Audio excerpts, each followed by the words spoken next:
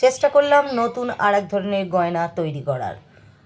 মাটিটাকে সমান করে নিয়ে এই যে এইভাবে কেটে নিয়ে এর ওপর এটা ওটা ডিজাইন করে দিলাম, দিয়ে কানেরটার নিচে কটা ঝুড়িও লাগিয়ে দেব। এই যে লাগিয়ে দিলাম 3টে করে, আর উপরে এই যে সুতোটা বাঁধার জন্যে একটা হুক লাগিয়ে দিলাম।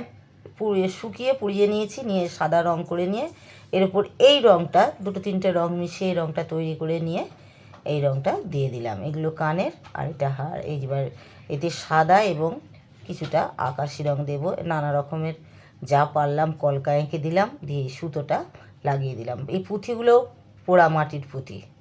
এই যে এইভাবে সুতোটা পুড়ে নিলাম। হার তৈরি, কানেরও তৈরি।